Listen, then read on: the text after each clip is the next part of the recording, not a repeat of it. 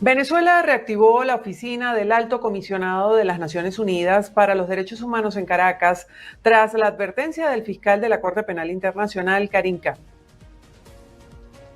En este sentido, Venezuela considera preocupante que el fiscal no haya sido puesto al tanto de estos avances y el punto exacto en el que se encuentran los asuntos abordados en sus desacertadas declaraciones, incluyendo la reactivación de la presencia de la Oficina del Alto Comisionado de Naciones Unidas para los Derechos Humanos en territorio venezolano, concretado en el mes de noviembre del corriente año. Lamentamos que el fiscal se deje llevar por informaciones de campañas públicas en redes sociales impulsadas por la extrema derecha, el sionismo y potencias occidentales que pretenden aplicar un agotado colonialismo jurídico contra Venezuela, a pesar de contar con canales de comunicación directa. Mi gobierno extiende una nueva invitación al fiscal de la Corte Penal para visitar el país y seguir abordando de manera directa y constructiva los compromisos mutuamente adquiridos en el ámbito de la complementariedad positiva. Durante su intervención, el representante permanente de Venezuela ante la CPI, Héctor Constant, también aseguró que informó de manera oportuna y exhaustiva a la Fiscalía de la CPI sobre todas las medidas internas adoptadas para cumplir con los compromisos asumidos con el Estatuto de Roma, así como los alcanzados en los dos memorandos de entendimiento suscritos con la Fiscalía. El fiscal de la Corte Penal Internacional, Karim Khan, quien instó el lunes a Caracas a permitir que los representantes expulsados regresen al país suramericano y urgió a Maduro a cooperar de manera más tangible con la CPI. En febrero de este año, Maduro decidió suspender las actividades de la Oficina Técnica del Alto Comisionado de Naciones Unidas para los Derechos Humanos, establecida desde 2019. La suspensión se justificó alegando que la oficina había instrumentalizado su trabajo en contra del Ejecutivo. Entre tanto, Argentina, Panamá y Uruguay se pronunciaron en contra de las vulneraciones a los derechos humanos en Venezuela, esto en la Asamblea de Estados Parte del Estatuto de Roma de la Corte Penal Internacional. El gobierno de Javier Milei denunció el asedio y las amenazas que sufren los asilados en la residencia del embajador de la Argentina en Caracas, custodiada por Brasil, y pidió que actúe con determinación. Nuestra misión diplomática en Caracas ha enfrentado situaciones de asedio por parte de fuerzas policiales y actores no armados, no identificados, en represalia por haber ofrecido asilo a personas cuya vida e integridad se encuentran en peligro. Es imperativo que se respete la inviolabilidad de nuestras misiones diplomáticas y que se otorgue de manera urgente los salvoconductos necesarios para garantizar una salida segura de los asilados.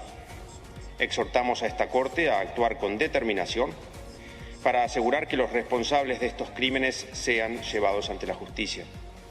La impunidad no solo perpetúa el sufrimiento de las víctimas, sino que también erosiona los fundamentos del orden jurídico internacional. Entre tanto, Panamá expresó preocupación por la demora en la investigación que lleva el fiscal de la Corte Penal Internacional por crímenes de lesa humanidad en Venezuela. La República de Panamá aprovecha esta Asamblea de Estados Partes del Estatuto de Roma para exteriorizar su preocupación por la injustificada demora en la tramitación del expediente sobre crímenes atroces cometidos y que siguen cometiéndose en Venezuela. Expresamos nuestro profundo desacuerdo por la lentitud de la investigación por el fiscal de la Corte, a pesar de las evidentes vulneraciones a los derechos humanos en Venezuela, especialmente a partir de la viciada elección presidencial del 28 de julio de 2024. Habiendo escuchado la intervención del fiscal en esta sala, le instamos a retomar el expediente y tramitarlo con la misma celeridad con que ha atendido otras situaciones.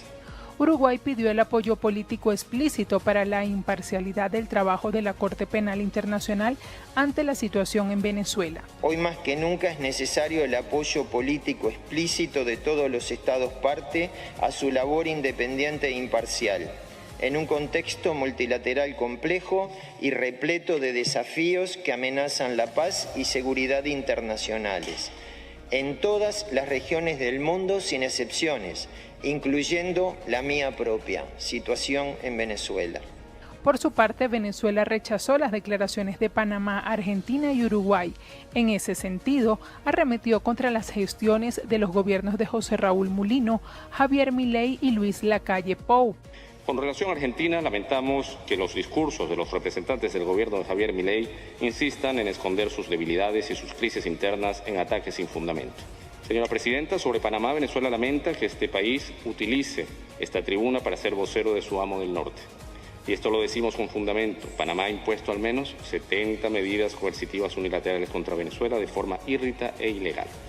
Asimismo, recordamos que el presidente panameño, José Raúl Mulino, convocó en agosto pasado, luego de una visita de la jefa militar estadounidense Laura Richardson, una fracasada cumbre regional con el interés de intervenir en los asuntos internos de Venezuela.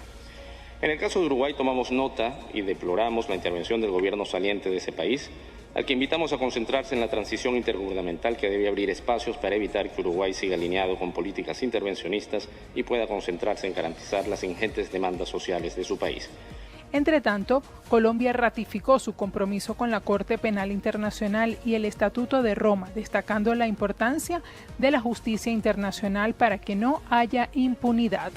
En esta oportunidad he querido hacer esta declaración personalmente ante esta honorable asamblea como una forma de dejar manifiesto el compromiso absoluto de Colombia con los valores y objetivos del Estatuto de Roma, así como su pleno respaldo a la independencia de la Corte Penal Internacional. La labor de la Corte es fundamental para prevenir la impunidad de los delitos más graves, que son de trascendencia para la comunidad internacional, y no en pocas ocasiones es la única esperanza de las víctimas para acceder a un sistema de justicia imparcial que pueda materializar sus legítimas aspiraciones en este sentido. El director de la ONG Coalición por los Derechos Humanos y la Democracia, Kelvis Zambrano, explicó por qué la Corte Penal Internacional puede actuar en Venezuela si el Estado no logra resarcir los daños a las víctimas de crímenes de lesa humanidad. Los funcionarios de la Corte Penal Internacional en Venezuela vinieron a verificar que se estén realizando las diligencias y actuaciones necesarias para llegar a la verdad y reparar a las víctimas de posibles crímenes competencia de la Corte y que los responsables sean juzgados en Venezuela. Al parecer, este principio no se está cumpliendo. Este principio implica que un órgano subsidiario como la Corte Penal pueda tener jurisdicción en el caso venezolano cuando las instituciones nacionales no puedan o no tengan la intención de avanzar en investigaciones de delitos de lesa humanidad.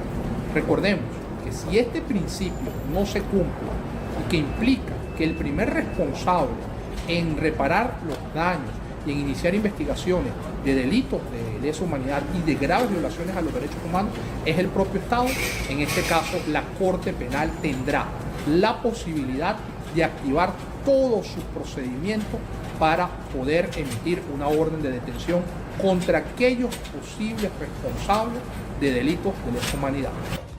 Es por ello que el ex director de actuación procesal del Ministerio Público de Venezuela, Zair Mundaray, manifestó que el fiscal de la Corte Penal Internacional, Karim Khan, dio un ultimátum a la administración Maduro.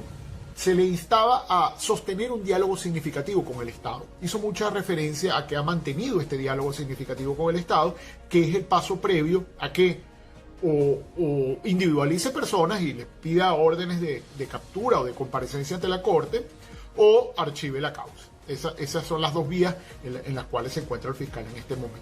Ha dicho que se acaba la complementariedad y no ve ningún avance significativo, genuino, legítimo por parte de las autoridades venezolanas en investigar, procesar y sancionar a los autores de crímenes de lesa humanidad. Entonces, frente a esto, yo creo que el mensaje es claro. Estaba colocando una suerte de ultimátum. Sin embargo, el abogado venezolano Mariano de Alba escribió en la red social X que no luce probable que la Fiscalía vaya a solicitar la emisión de órdenes de arresto a la Corte en el corto plazo. Sigue dando un margen a las autoridades de Venezuela para que haya un proceso real en las investigaciones y juicios en Venezuela, mientras sigue investigando. Y el ministro español de Exteriores, José Manuel Álvarez, aseguró este martes que la sustitución del actual embajador de España en Venezuela por el jefe de gabinete del ministro de Cultura, Álvaro Albacete, diplomático de carrera, es un cambio que se produce con total normalidad. Bueno, es un cambio con toda normalidad. El actual embajador, el embajador que ha estado hasta estos momentos, estaba prácticamente cercano a los 70 años, que es la edad de jubilación de los diplomáticos, le quedaban unos cuantos meses y por lo tanto había que hacerlo. El embajador que hemos nombrado hoy es un embajador de enorme experiencia en muy distintos escenarios, en lo multilateral y en lo bilateral, tanto en el exterior como también con altos cargos en España, y que nos ofrecía todas las garantías para que los intereses de España, que es lo importante, estén perfectamente protegidos en Caracas. Albacete sustituirá a Ramón Santos, embajador en el país latinoamericano desde diciembre de 2022, quien está próximo a jubilarse. El nombramiento de Albacete se dio bajo las tensiones de la administración de Nicolás Maduro con el gobierno español, que recibió en condición de asilado a Edmundo González Urrutia. No obstante, tampoco ha reconocido a Nicolás Maduro como presidente electo de los comicios electorales del 28 de julio. El anuncio de relevo en la delegación diplomática de Caracas se produjo a casi un mes para la investidura de un nuevo presidente en la nación suramericana el próximo 10 de enero. Delcy Rodríguez presentó la propuesta de presupuesto para el año 2025 de casi 22.662 millones de dólares, aproximadamente un 11% más que lo presupuestado para 2024, proyecto que ya fue aprobado en primera discusión por la Asamblea Nacional Venezolana. El presupuesto contemplado para el año 2025 asciende a 906.459.117.540 bolívares, o su equivalencia en divisa de dólar a 22.661.477.939 dólares.